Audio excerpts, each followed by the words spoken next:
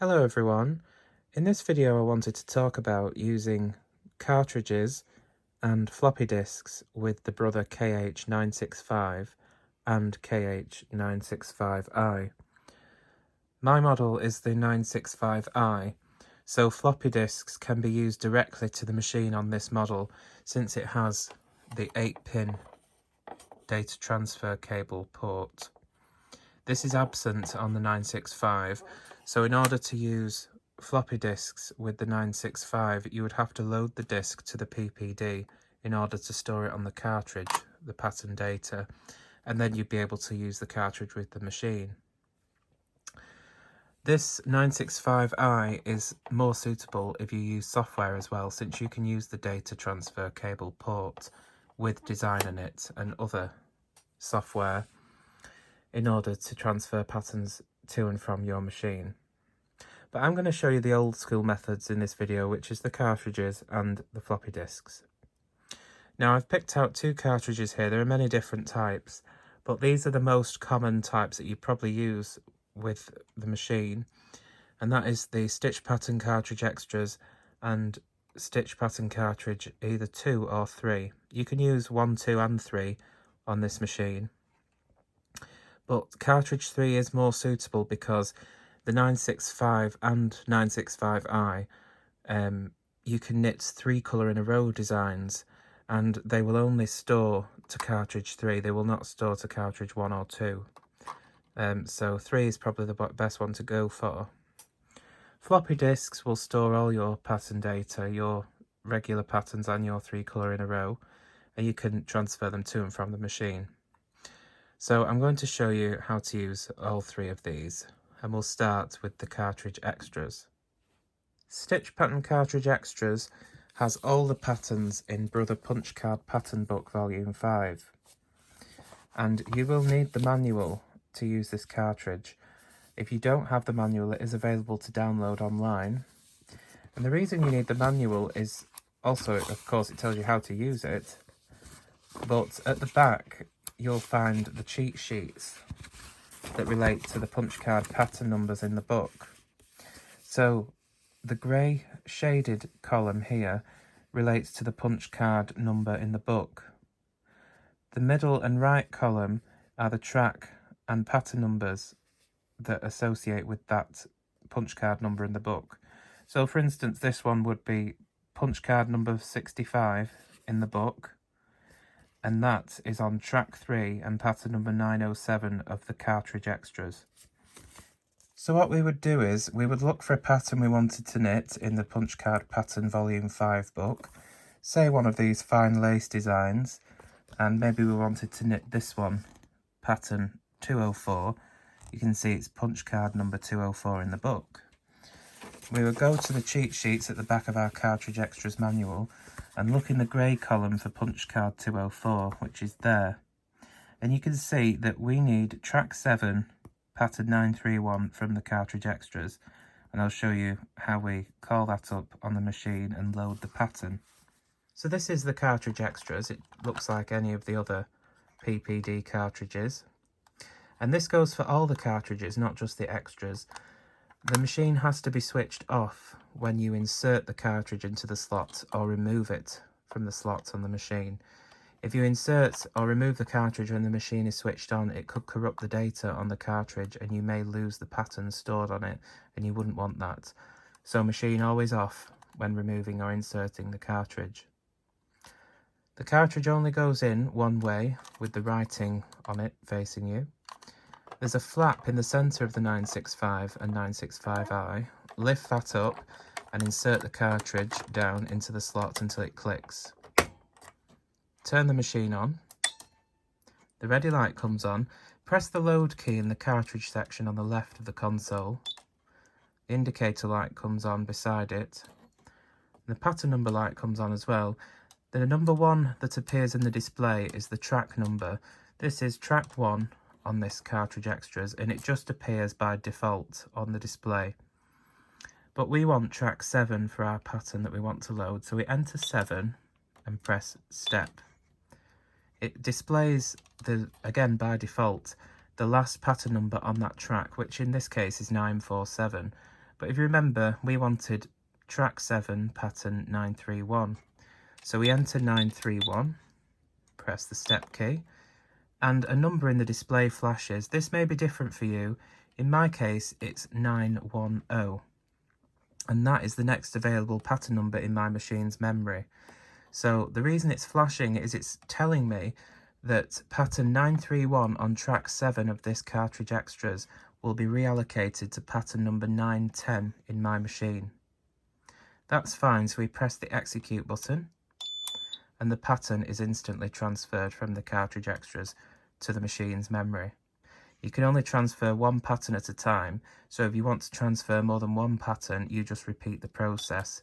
Press the load key, enter the track number that you want to load, track 2 in this case, and it'll display the last number on that track. You just enter the number you want to load, could be 901, and a number flashes in the display reallocating that pattern on the cartridge to a pattern number in your machine. Press execute and the pattern is transferred.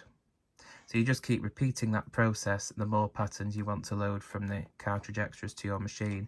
Just take note of the pattern numbers it has reallocated those patterns to in your machine's memory, so you know which number to call up to knit them. Turn the machine off and remove the cartridge. And then when we want to knit that pattern, we turn the machine on and we simply call up that pattern number, which was 910, and we can knit it. So that is now, that pattern number 910 in my machine's memory is that pattern 204 in the punch card volume 5 pattern book. So using the standard PPD cartridges 1, 2 and 3 with the machine, now we'll start by talking about how to save patterns from your machine's memory to the cartridge. And in order to do that, you need to have either cartridge 2 or cartridge 3. Your patterns won't store from the 965 or 965i onto cartridge 1. And cartridge 2 will only store your standard patterns. Cartridge 3 will store all your patterns, including your 3 colour in a row designs. The same rule applies. You have to insert the cartridge into the machine when the machine is switched off. Now turn the machine on, and if this is the first time you've used this cartridge with the machine to save your patterns to, it will need formatting in order to receive information, or if the cartridge is brand new.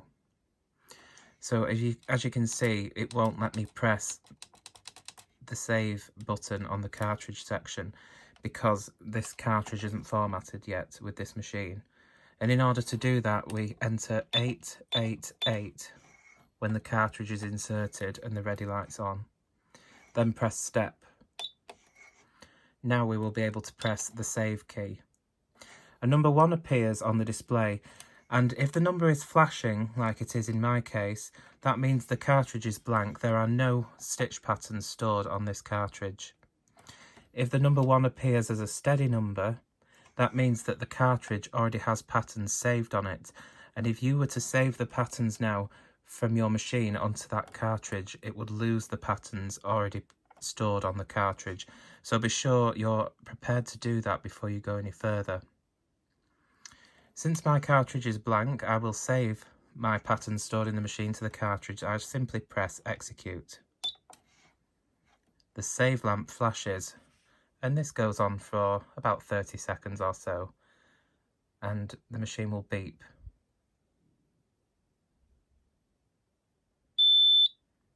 So the machine beeped and the ready light came back on. The patterns that were in my machine's memory have now been copied to the cartridge here. So I can turn the machine off and remove the cartridge. Now, just for the sake of demonstration purposes, I've put that cartridge back into the PPD, and if I go into edit pattern, you can see those are the patterns that we've just stored on the cartridge from my 965i. To load patterns from the standard PPD cartridges is very much the same as using the Cartridge Extras, which is what I showed you at the beginning of the video. However, If you're using cartridge 1, or if you're using cartridge 2 and 3, using mode 2, which is the 930 mode, you'll have 16 tracks or 16 pages to select from before you enter your pattern number. If you're using cartridge 2 and 3 in mode 1, which mode 1 is the mode the 965 and 965i uses, you'll only have one track or one page. So again, I'll insert the cartridge with the machine off and turn it on. Press load, and you can see there's the track number 1, and it won't let me alter the track number because there is only one track in mode 1, which this cartridge is formatted. So I simply press step, and the last pattern number on the cartridge is displayed as default.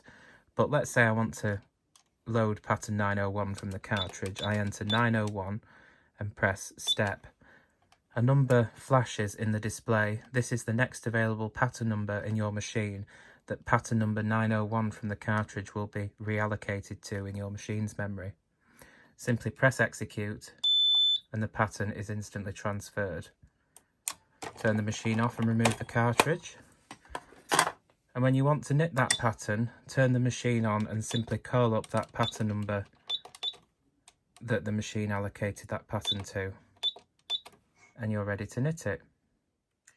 Alright, so now I will move on to floppy disks, and this section of the video can be disregarded if you have the 965, because the 965 doesn't have the 8-pin port for the disk drive, so this section of the video only relates to the 965i. So I'll first start by showing you how to load patterns from a disk to the machine, and then I'll show you how to format and save patterns to a disk directly from the machine. Now, again, since just like with cartridges on the 965i, it will only load one pattern at a time and store it under a new pattern number in your machine. So, you know, with this being old technology, you cannot tell by looking at this disk what patterns are stored on it. You can see that it's mode 1 and track 1, but I have no idea what the pattern numbers are, and you have to tell the machine what pattern number you want to load. So it's a good idea to keep a cheat sheet, or in my case here, I actually print out the patterns from my discs so I know the information, what page it was on, what pattern number it is, how many stitches wide it is, how many rows long, and I also have a visual of the pattern charts so I know what I've got stored on the disc. Many of the preloaded discs that you would buy as well, like this Iris Bishop Woodland collection, you can see that it does tell you the mode and the track, just like my own disc that I've made, but it also tells you the pattern numbers of what they are. And although there's no visual with this, you don't really know what they look like, but at least you know what pattern number to use, and you can knit it up and test it. So, with that said, let's go into loading a pattern from this disc here, which I've called Patterns on Cartridge 3. So, I know that all my patterns are on track 1. So if I want to load, let's say this one here, I can see that this is a nice, either a fair owl design, or this would work with the garter carriage quite nicely as well. This is pattern number 912. So I know that I need to tell the machine I want to load track 1, pattern number 912. So in order to use the FB100 disk drive with the 965i, make sure you've connected the data transfer cable to the back of the disk drive, and that you've either got fresh batteries in the disk drive, or you have the power cable connected, because you could optionally buy a power cable so it's connected to mains power. Now, the disk drive has to be switched off and the machine has to be switched off before we connect the cable to the machine. So we lift up the cartridge flap here on the 965i and we connect the data transfer cable. You can see there's a little notch on it, and that has to line up with the cutout at the front of the port there. So we insert it into the port and push it firmly into place like that. Now, it's important the order in which we turn the machine on and the disk drive. So we first turn the disk drive on, okay, and then we turn the machine on. The reason this is important is if you connect the cables after the machine's switched on or after the disk drive's turned on, or you turn the machine on and then the disk drive, they won't be synced together properly and they won't talk to each other basically. So, you know, this is old tech and it's very specific, so it's important that you follow the correct process. So after the disk drive is connected, we can then open the disk in-out bar by pressing the eject button and insert the disk, of course, the right way up. I'm sure many of you know which way a floppy disk goes in. You push it in and it clicks, and then you close the disk in-out bar. To load patterns from the disk to the machine, you enter a command number, which is to load patterns. With the ready light on, enter 551. Press the step key. The pattern number light comes on and the machine asks what track number from the disk do you want to load. If it's a mode 1 disk, there'll only be 2 tracks. If it's a mode 2 disk, which is a 930 mode, or 900, you'll have 40 tracks. In this case, I want to load track 1, pattern 912. So I first enter 1 for my track number and press step. The ready light goes out again, but the pattern number light is still on. It wants to know what pattern number from track 1 do I want to load, and that's 912. I press the step key, and funnily enough, it's 912 is flashing, which is my next available pattern number in the machine's memory. But again, it might be a different pattern number depending on how many patterns are already stored in your machine. So that's fine. So with the number flashing for our newly allocated pattern number, make sure you note that down as well so you don't forget. Press the step key and the pattern will be transferred from the disk to the machine's memory. The access light flashes on the disk drive and the ready light reappears when the pattern has been transferred. If you want to load another pattern from that track or from a different track on the disk, you just repeat the process. Enter 551, press step, enter the track number and enter the pattern number,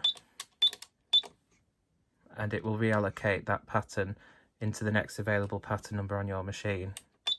Press step and the pattern will be transferred from the disk to the machine's memory.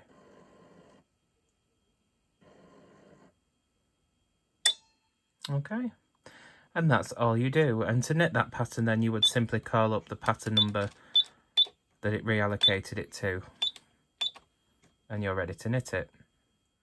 In order to save patterns to a floppy disk, if it's a new disk, it needs to be formatted. If the disk has already been formatted with the machine before and you've deleted patterns off it, you could just go ahead and save direct to the disk. But since this is a new disk, it needs formatting. And in fact, you can see that this one says IPM formatted, but that's fine. We can reformat it to brother format so it can receive information from my machine.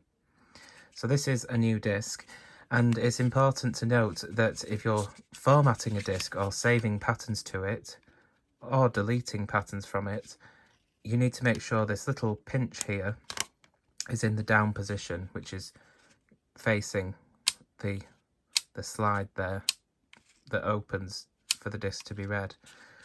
When it's in the up position, it's write protected and you will not be able to accidentally delete or reformat the disk.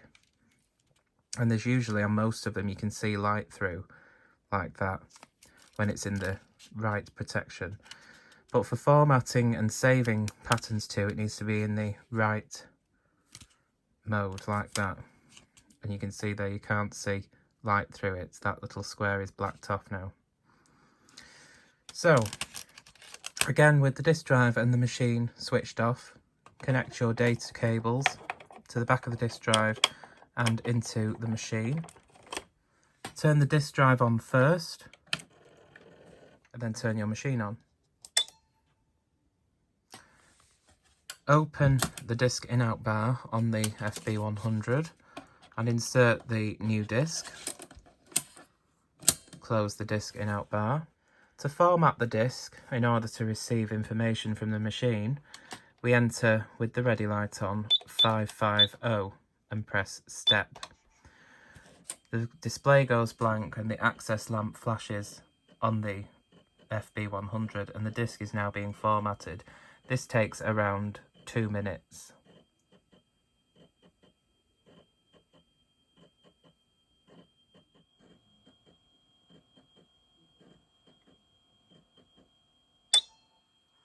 When the disc has been formatted, the access lamp goes out on the FB100 disk drive and the ready light comes back on the machine, and there is an audible beep to signal that it's completed. So to save patterns from your machine's memory to a floppy disk, again, it has to be a disk that's been formatted already in the mode of the machine, or a disk you've just formatted with the machine. Make sure the disk drive is turned on first and then turn the machine on. Again, making sure that everything is synced correctly as I showed earlier in the video. Make sure the disk is inserted and close the disk in-out bar. Enter the command number for saving patterns from your machine to a floppy disk, which is 552. When the ready light is on, enter this number.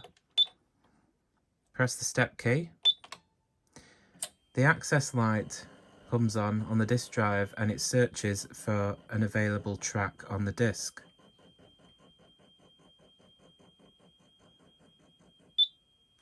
A number appears in the display, and this is the track number on the disk that the machine is going to save the patterns to on the floppy.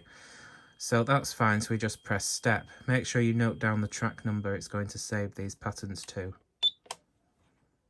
The access light comes back on the FB100 and the data is being saved from the machine to the floppy disk. This takes a minute or so.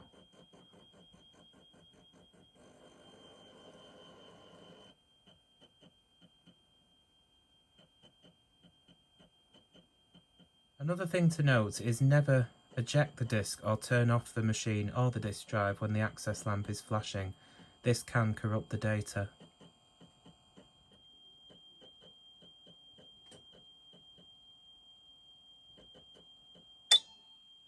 When the data has been saved from your machine to the floppy disk, the ready light will come back on. With the access lamp out, you can now safely eject the disk, and to protect the patterns on the disk so they don't get accidentally deleted or written over, move the little pinch on the left corner to the right protection position, and now your disk is protected from being erased accidentally or reformatted. Now when we delete patterns from our floppy disks, we can't delete individual patterns, we have to delete the entire track. And if you wanted to do that with the machine, you can do. And again, just like when you save patterns or format the disk, you have to make sure that the disk is set to the right position. So insert the disk, close the disk in-out bar, making sure that the drive is synced to the machine properly as I described earlier in the video. With the ready light on, enter command 553, and this is the command to delete tracks from the floppy disk. Press step, pattern number light comes on, enter the track number you want to delete, in my case 1, press the step key and the access lamp begins to flicker on the disk drive, and that track 1 is now being deleted. The display goes blank on the machine, but the ready light will come back on and the machine will beep when the track has been deleted.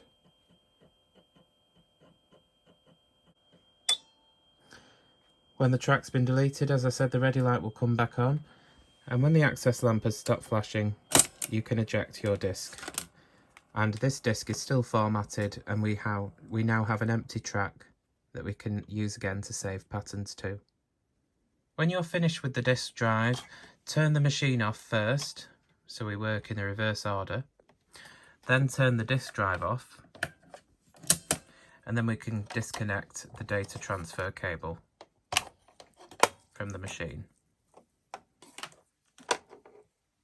So I think that just about wraps up my video on how to use cartridges and discs with the 965 and the 965i.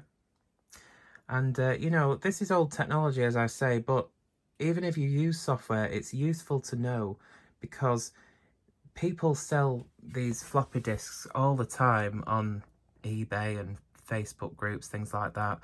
And there's just loads and loads of them, either ones that have been made by the manufacturer, or, you know, people who sold machine knitting related things, or dealers or whatever, and even patterns that, you know, users have saved to discs.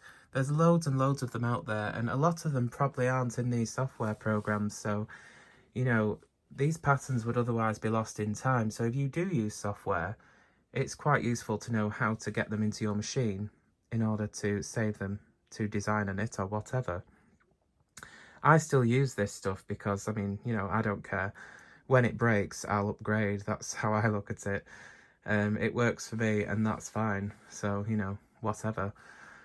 But, yes, cartridges, loads of different cartridges you can use with the 965 and 965i, and they're really useful as well, and it's just also quick and easy to use. If you are still using discs, I just pop this here so you can see which ones you should really be using, which is double density, DD. High density discs aren't really recommended. They're not the right format really for formatting a brother disc, but anyway, they recommend double density discs, so that's what I use. 3M is my favourite. Of course, they're not made anymore, but there are, you know, they're in plentiful supply. Cheap, I'm not sure about that one, but, you know, they work. So anyway, hopefully this video was useful to you, and thanks very much for watching. Take care.